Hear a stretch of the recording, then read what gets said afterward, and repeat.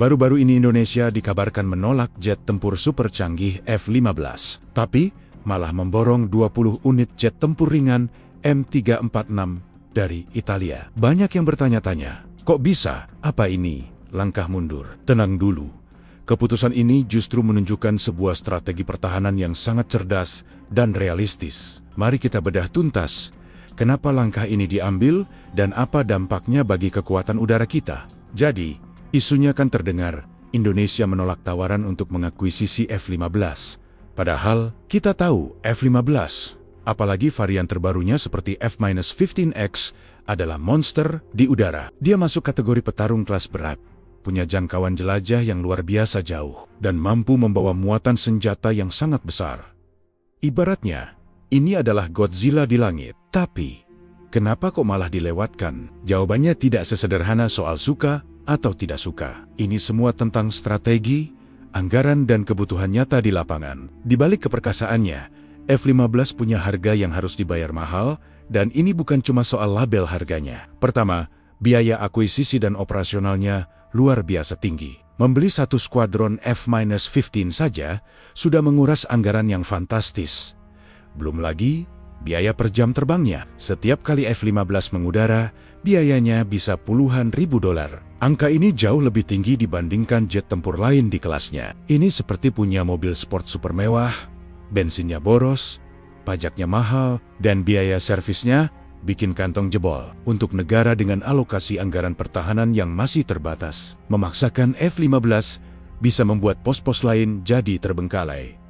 Kedua, perawatannya sangat kompleks. F-15 bukan pesawat yang bisa dirawat di sembarang bengkel. Dia butuh ekosistem logistik yang matang, suku cadang yang spesifik, teknisi dengan kualifikasi tinggi, dan fasilitas pendukung yang lengkap. Membangun semua ini dari nol butuh waktu dan investasi yang tidak sedikit. Kalau kita beli pesawatnya tapi ekosistem pendukungnya tidak siap, F-15 itu hanya akan jadi pajangan mahal di hanggar. Dan yang paling penting, coba kita pikirkan lagi, untuk misi-misi rutin TNI Angkatan Udara, apakah kita benar-benar butuh Godzilla setiap saat? Misi seperti patroli pengamanan wilayah udara, mencegat pesawat tak dikenal yang melintas tanpa izin, atau operasi kontra pemberontakan, sebenarnya bisa dilakukan dengan pesawat yang lebih efisien. Menggunakan F-15 untuk misi-misi seperti ini ibaratnya seperti memakai meriam untuk menembak nyamuk. Efektif sih, tapi biayanya tidak sepadan. Istilahnya, overkill. Dengan kondisi anggaran dan kebutuhan operasional kita saat ini, F-15 dinilai kurang efisien dan bukan prioritas utama. Nah, disinilah jet tempur M346 dari Italia masuk ke dalam gambar. Kenapa justru pesawat ini yang dipilih? Leonardo M346 Master pada dasarnya adalah jet latih lanjut atau Advanced Jet Trainer. Tapi jangan salah, pesawat ini punya varian tempur ringan yang disebut M-346V atau Fighter Attack. Inilah titik kuncinya. Indonesia tidak hanya membeli pesawat latih, tapi sebuah platform serbaguna. Keunggulan utama M346 itu ada banyak. Pertama, dia punya dua fungsi dalam satu platform untuk melatih calon pilot tempur dan sekaligus bisa diandalkan untuk misi tempur ringan. Ini luar biasa efisien. Kita bisa mencetak pilot-pilot andal di pesawat yang teknologinya mendekati jet tempur modern, sekaligus punya armada tambahan untuk misi-misi tertentu. Ini seperti membeli mobil keluarga yang nyaman untuk harian, tapi punya tenaga besar saat dibutuhkan di jalan tol. Kedua, dari segi biaya, M-346 jauh lebih hemat. Harga belinya lebih terjangkau, biaya operasional per jam terbangnya jauh lebih rendah dari F-15, dan perawatannya pun lebih simpel. Dengan anggaran yang sama, kita bisa mendapatkan jumlah pesawat yang lebih banyak, jam terbang yang lebih tinggi, dan kesiapan operasional yang lebih terjamin. Ini penting untuk menjaga kuantitas dan kualitas patroli udara kita secara berkelanjutan.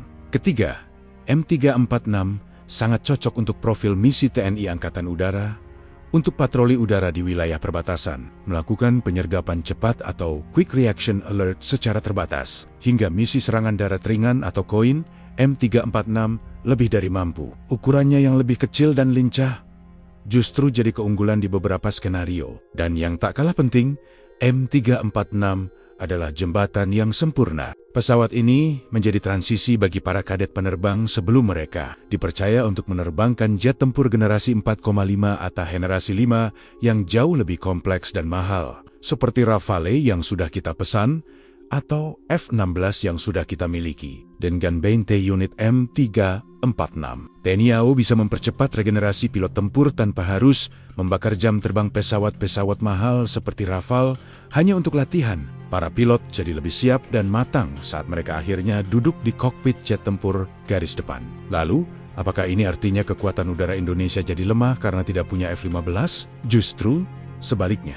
Ini adalah tanda sebuah pendekatan yang cerdas, terukur, dan matang. Strateginya adalah membangun kekuatan udara yang seimbang, bukan timpang. Tulang punggung kekuatan udara kita tetap akan diisi oleh jet-jet tempur kelas berat, seperti Dassault Rafale dari Prancis. Pesawat-pesawat inilah yang akan jadi ujung tombak untuk misi superioritas udara dan serangan strategis. Sementara itu, M346 mengisi celah krusial di dua area, sebagai platform latih tempur yang modern dan sebagai armada tempur ringan yang efisien. Dengan begini, anggaran pertahanan kita bisa dipakai secara lebih merata dan berkelanjutan. Kita punya petarung kelas berat untuk misi-misi genting, dan kita punya petarung kelas ringan yang ekonomis untuk tugas-tugas harian. Keduanya saling melengkapi, tidak saling mengkanibal anggaran. Ini seperti tim sepak bola, tidak semuanya harus jadi striker. Kita butuh gelandang, butuh pemain bertahan, yang semuanya punya peran penting untuk meraih kemenangan.